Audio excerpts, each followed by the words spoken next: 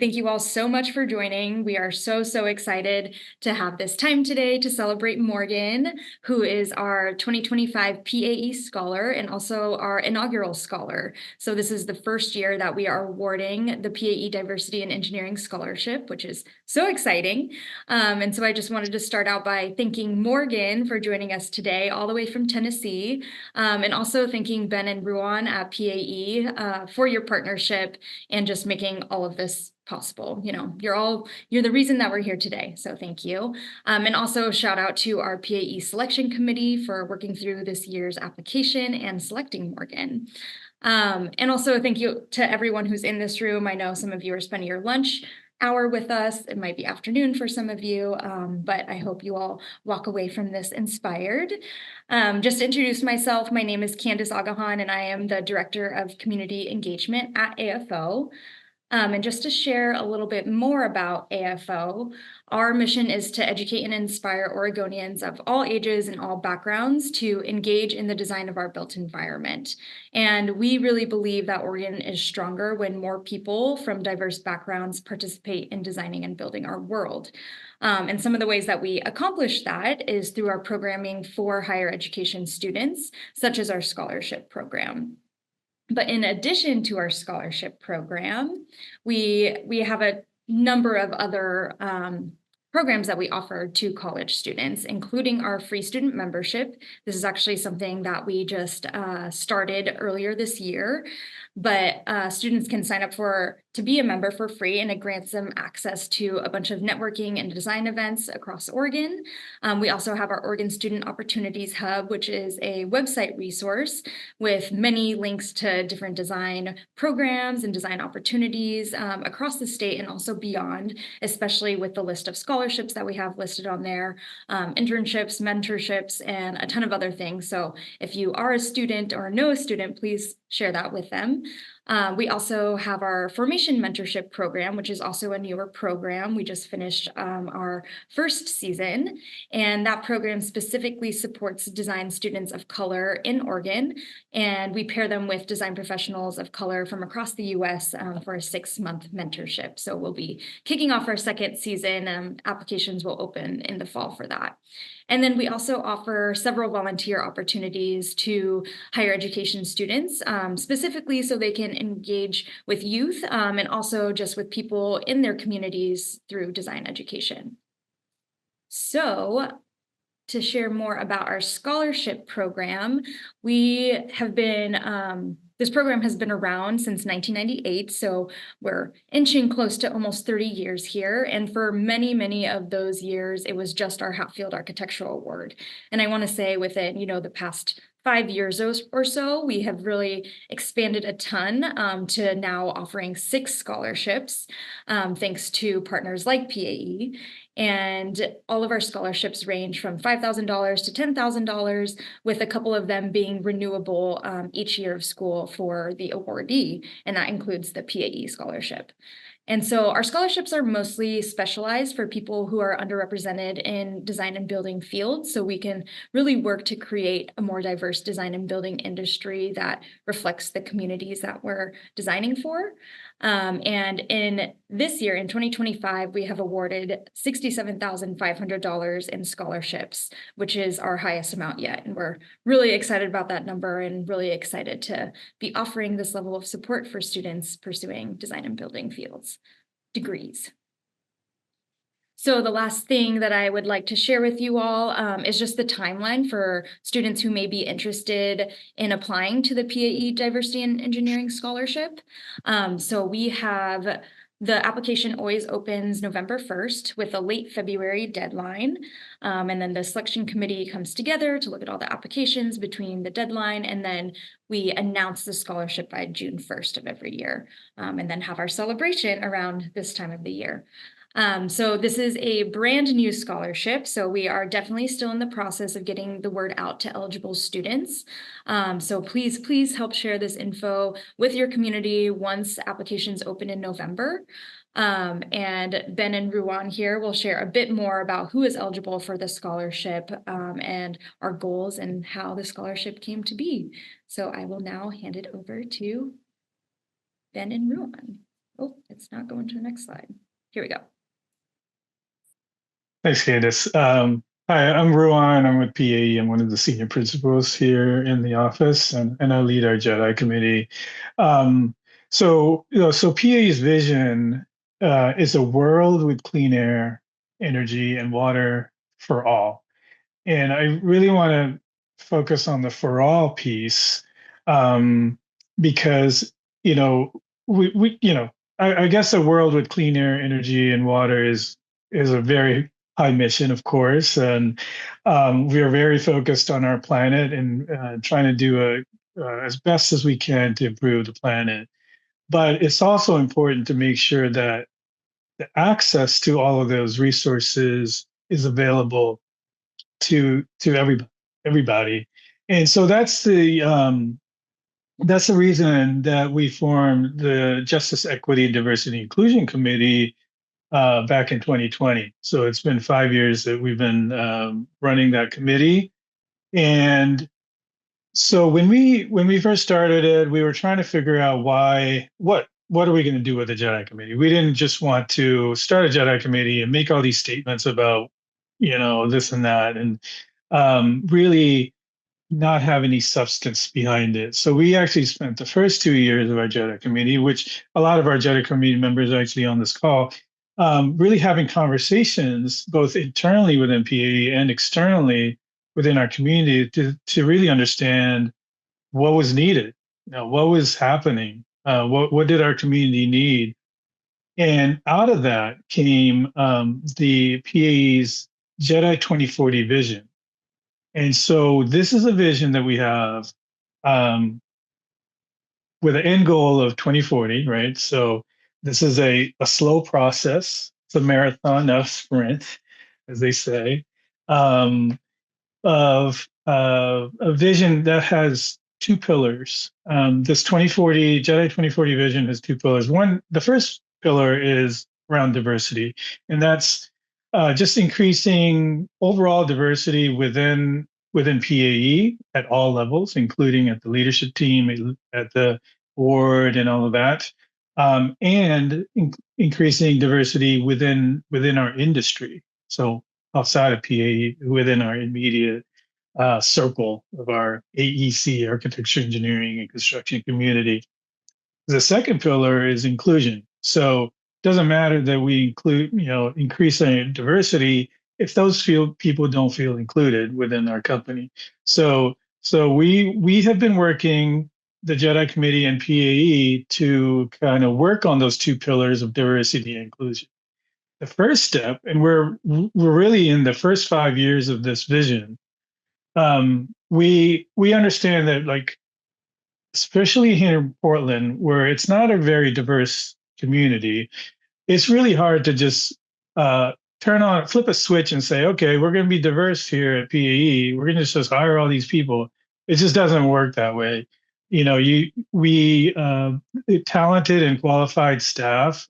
We still want talented and qualified staff. We're not just hiring out of quotas. So we understood that it's a long game.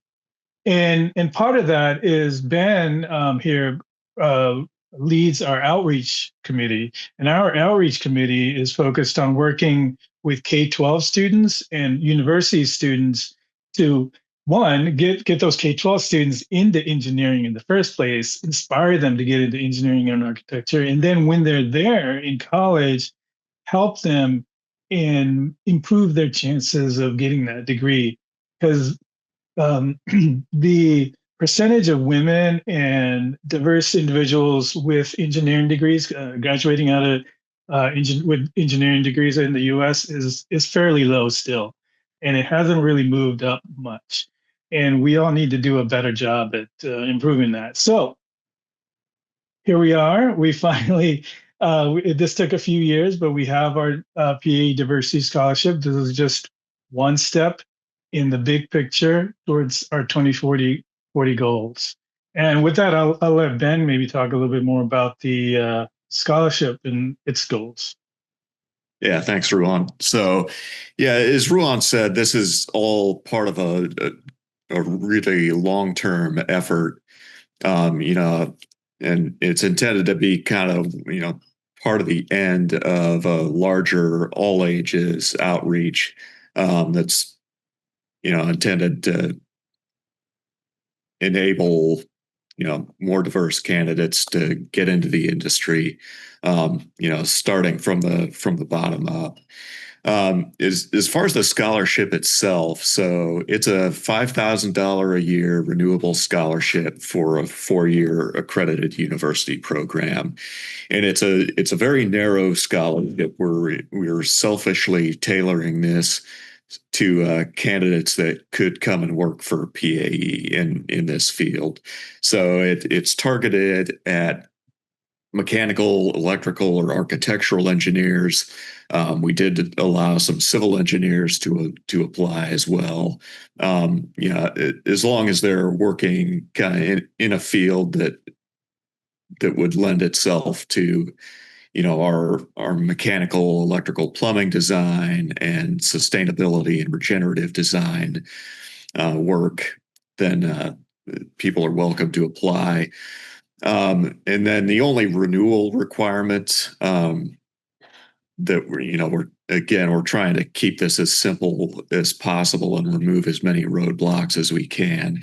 The only renewal requirement is, staying enrolled in that accredited program in good standing.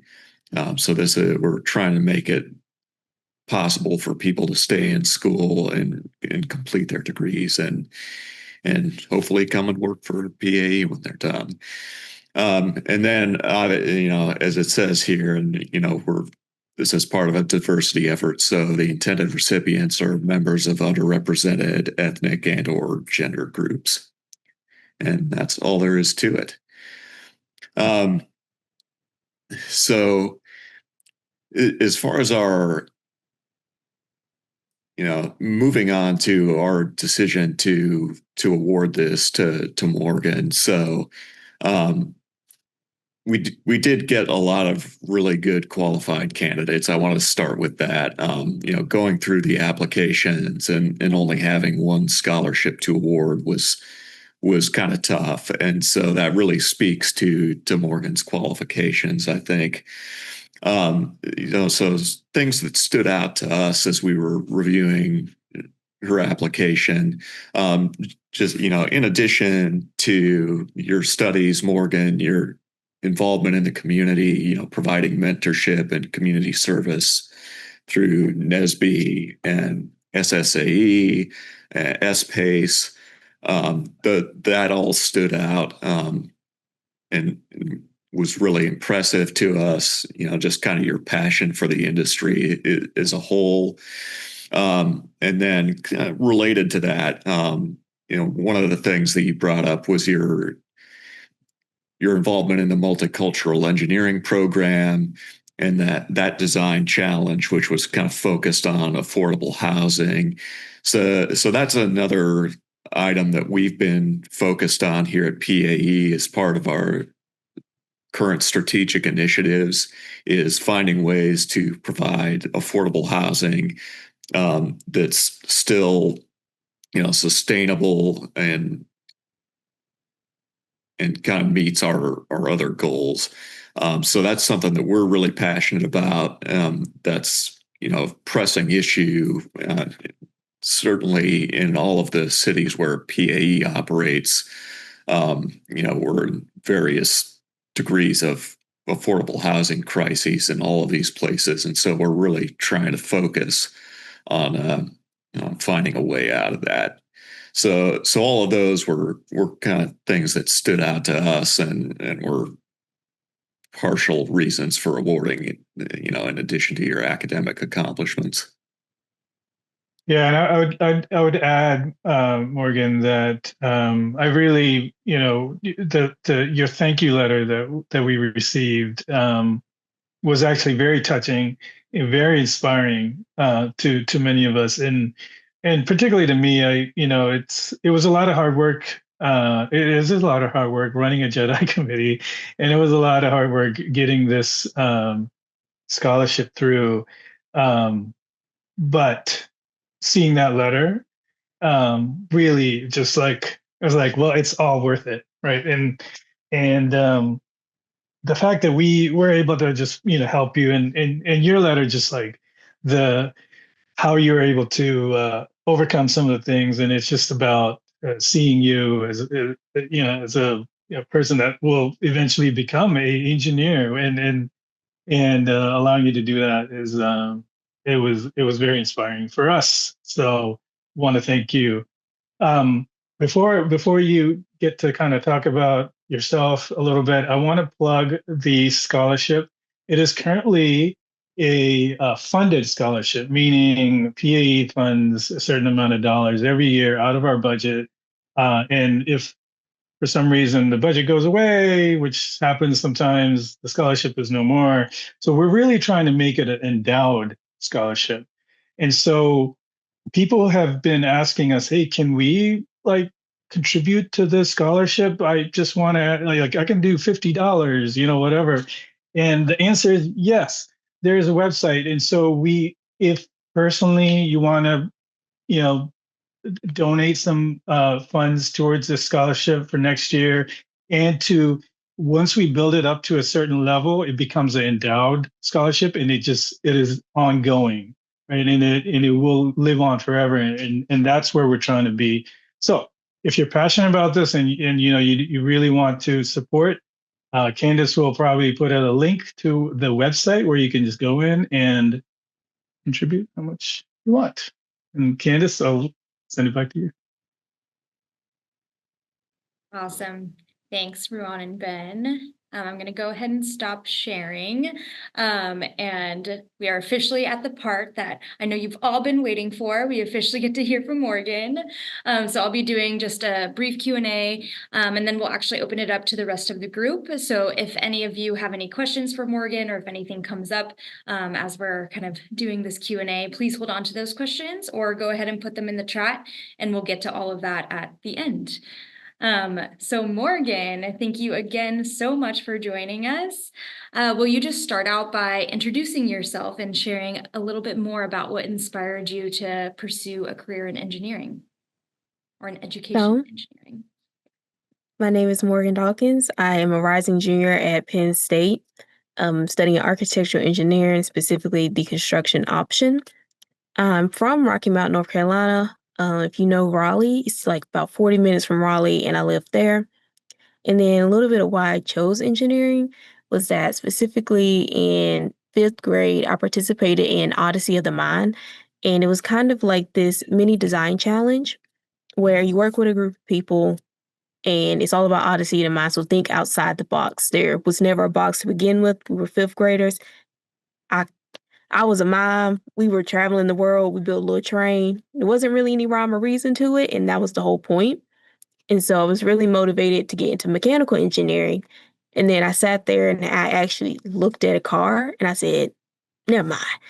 Switched to civil engineering. And then by the time I was in seventh grade, I had stuck to architectural engineering. And so that's a little bit on how I got introduced into engineering. Awesome. Yeah, thank you. Is there anything else you'd want to share more specifically about architectural engineering and how you felt like pursuing that degree, and just any other inspiration there? So I specifically chose architectural engineering was because around fifth, sixth grade, where I was deciding, I already made up my mind I wanted to be an engineer, but deciding which sector of it I wanted to be interested in. It was around the time in the news where a lot of bridges were collapsing, and that was a bit terrifying being that young. So I said, okay, we're going to stick to buildings. Those seem to be standing most of the time.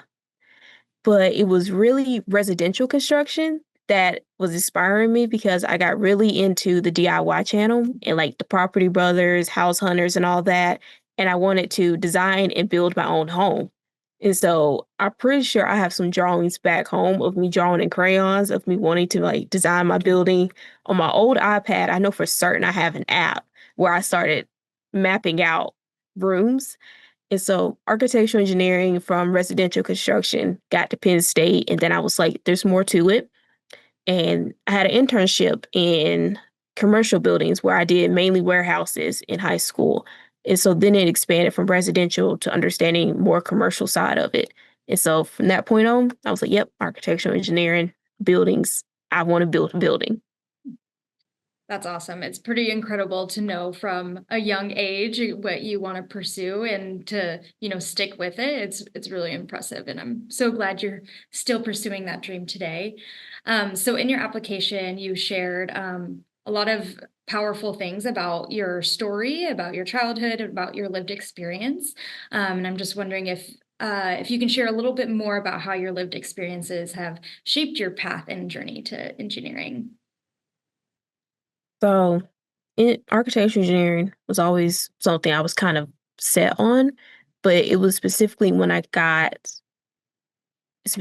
chose to focus on resiliency and sustainability came from more of my childhood, specifically my mom and my family, being that we are more towards the coast. We have a lot of hurricanes and tropical storms.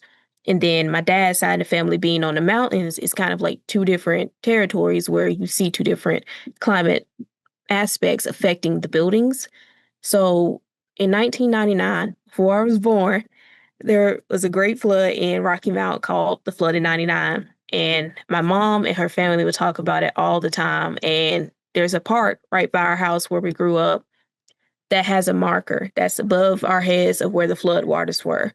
And so I hear a lot, even from people outside of my family, just the older generation that lives there, about how that event has impacted their lives and continues to impact their lives. You can still drive down the street back home where you can see where certain buildings are still boarded up because of how they were unable to recover from the flood of 99. And so that was the first thing that got me interested in the sustainability and resiliency aspect.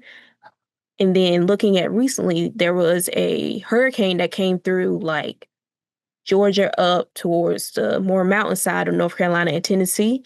And then I remember I texted everyone because I thought it was on the coast. When I finally found out that there was a hurricane, I was like, oh, how are y'all doing? And they were like, it went through the mountains. And I was like, oh, let me call the other side of the family. How are y'all doing? And so seeing how they were not prepared for that, that is not something they were able to deal with. That's not something they were equipped to deal with.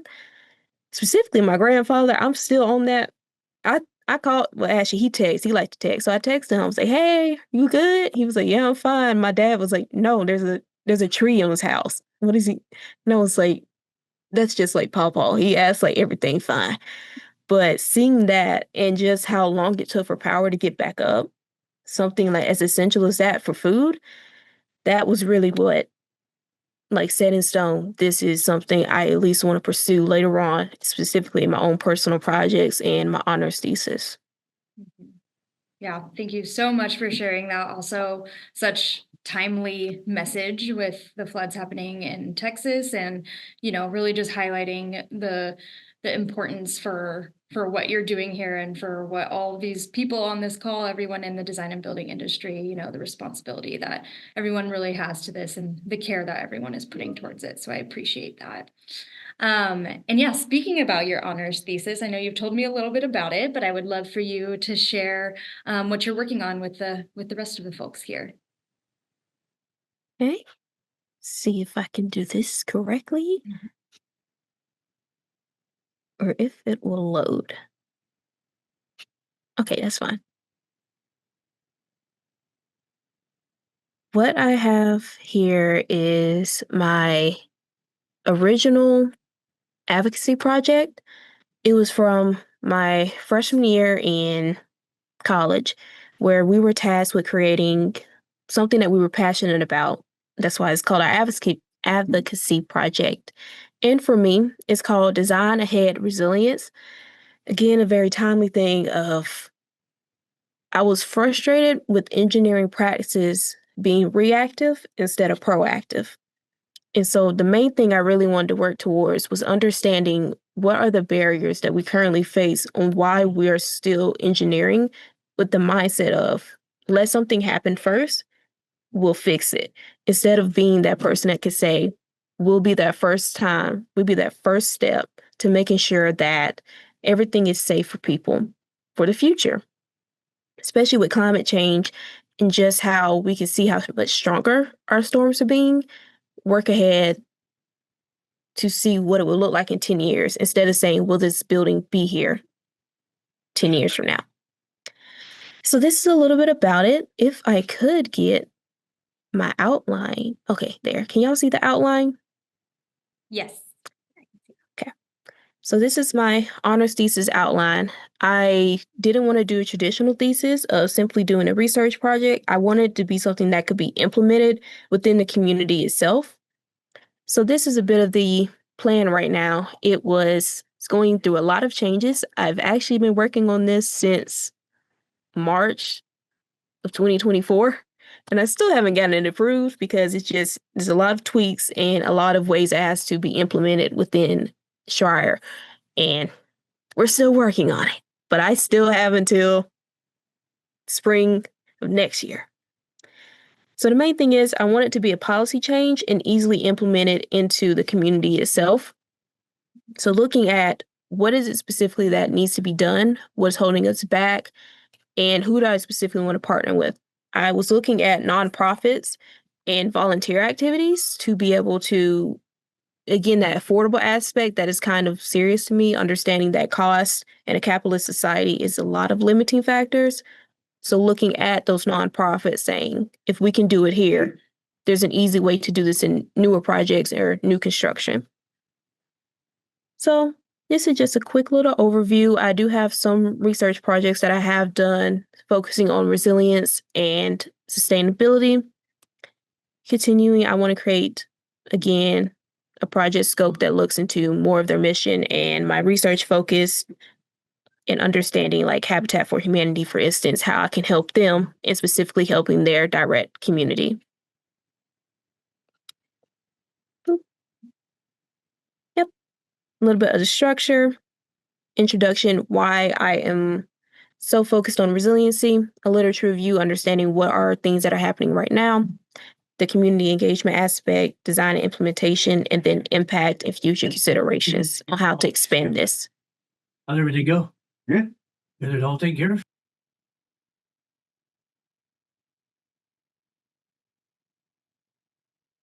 Yep, that's that. Awesome. Thank you so much. That is, incredibly impressive outline, being that you haven't even actually dove into all of the thesis pieces yet. So you basically have, is it a year to complete your thesis or a couple years? So one thing is that I'm trying to actually accelerate my program. It is a 5-year program, and I was just recently, July 7th, accepted into my integrated master's. And so we're doing that in 4. So we're going to see how that turns out. Right now we're on track, but I always say 5 years just in case, because technically I'm a master's student now. So I have 5 years. So yeah, I'm actually very close. I'm just getting my honors thesis advisor. I have my honors advisor, but I specifically need a thesis advisor. And that is the last step right now. And then making sure that my goals align with theirs because they are doing research full time. I have to make sure that I'm technically a part of your lab. The work I'm doing is for myself, but it needs to be beneficial to you too. And so that is the main thing right now, is just finding that right person that matches pretty well with me so that I don't have to sacrifice my own growth and development. Yeah, incredible. So inspiring. I can't even imagine being back in that school mindset. It's a lot of work. So I really commend you for that.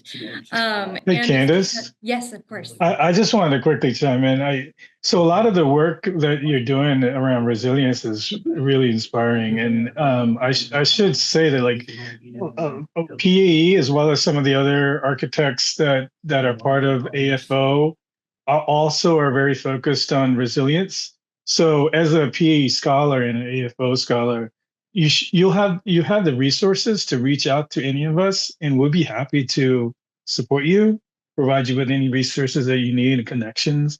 Also, we're currently working on a couple of Habitat for Humanity homes as well. So if you need some contacts or any context as well, be happy to support. So just reach out. That's actually perfect. That was one of the questions they kept asking me. And I was like, I'll figure it out. There you go. Yeah, thank you, Ruan, for that. Yeah, absolutely. We will put you in contact with anyone. If anyone on this call specifically has a lot that they want to share with Morgan, please just feel free to reach out to me after this call, and I will send you over a whole email with a bunch of different contacts that you can lean on. Their meet over there. Yeah, so just to wrap up our Q&A, and then of course we'll open it up to everyone else. So Ruan and Ben both touched on this, but another thing that we learned from your application we're so impressed by is how engaged you are in the community and in several, I think maybe 7 different student organizations on top of everything else that you just shared that you do. So will you just select, 1 or 2 of them maybe and tell us a little bit more about your involvement and your role with those organizations? I would say my top 2 right now would be the Multicultural Engineering Program. Specifically, I am the design lead this year. Last year, I was the design assistant where I did the 1930s where I focused on affordable housing. This year, the theme is Animal Kingdom, and I designed the challenge for the new incoming freshman class, about 100 students, to come in and get them experience into thinking like an engineer and having them be adjusted towards Penn State life.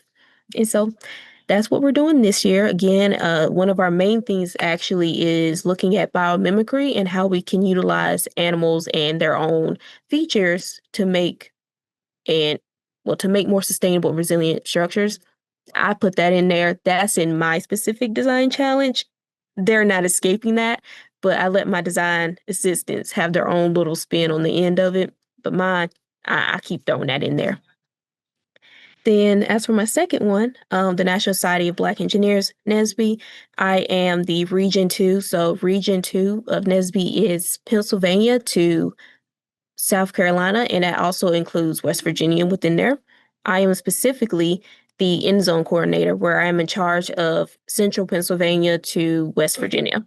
And so I have my own chapters, and I serve as the membership connection. So any things that they're struggling with as a chapter, I go and convey that, and we try and build the community within engineering specifically to make it, again, that more diverse and helping create that platform to give people the opportunity to become engineers and feel supported. Awesome. That is so cool. We just a fun coincidence, but AFO also had a design challenge this year that was focused on biomimicry as well. So maybe I'll send you over those photos. They're pretty fun. Another point is we're making huge connections here. PAE has 2 NSBE sponsored high school students as interns this year. They're seniors. They're thinking about getting into engineering. I would love it if you volunteered to maybe just chat with them and kind of inspire them and just provide guidance about getting into engineering. If you're no pressure, but if you're willing to do that, that would be great. Yeah, more than happy to do that. I believe y'all are Region 5. So even if necessary, I can connect them higher up too, and specifically on the regional board and maybe even the national board. Thank you. Yeah, we got a whole list of things to follow up on. All right. I think, we have around 5 minutes left, so I'd love to just open it up to anyone else here. If anyone has a question, feel free to just come off mute or raise your hand, whatever feels more comfortable, or even put your question into the chat. Does anyone have a question for Morgan? Not a question, but just a comment. I am completely blown away by your accomplishments and just everything about. I'm really glad we chose you as our scholar, and I really hope that you come work for PAE when you graduate. Would love to work with you. But yeah, you're going to go very, very, very far in this industry, and I think you're going to be a driver for some really good change. So keep at it, and yeah. Thank you. Thanks, Cooper. Anyone else? Morgan, I was curious how you got to Penn State. It's pretty far from where you're from in North Carolina. And how's it worked out, getting settled up north? Yeah, the main thing was architectural engineering. I was dead set on architectural engineering. There's actually only one school in North Carolina with it. And I said, I kind of want to get away from home. So unfortunately, the next closest was Pennsylvania, or I have to go down to Florida. My mom said no. The farthest you're allowed to go is Georgia or Pennsylvania. So I said, I'm going to Penn State. Well, everything was fine up until that first snow hit, and I said, no, I can't do that. Because the snow was up to my shins, and I said, this isn't fun anymore. They all kept walking like it was fine. And I was like, wait, I haven't seen snow in like 2 years. Y'all not excited to see the snowflakes? Wait, why are we still going to school? They not canceling? And so that was the main thing. The main thing was the snow. Well, you'll be happy to know that in Portland, if it snows like half an inch, everything is closed. We're good. We're good. Yeah, maybe you need to come to Portland because we don't really, I mean, we do get snow maybe like once a year, but you get true snow days here, which is great. No, I want to stand Yeah, up. that's good. That's good. I miss those. Yeah. Anyone I think I else? have all right there.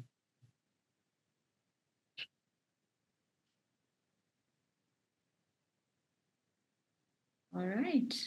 I don't think I see anything in the chat either. Let me go ahead and put that link that Ruan mentioned earlier in the chat if anyone is feeling compelled to give to the scholarship fund so we can continue to support students like Morgan for as long as possible until we have achieved true diversity in the engineering field, because it will happen someday. And yeah, let me just go ahead and close us out and share my screen again. Let's see.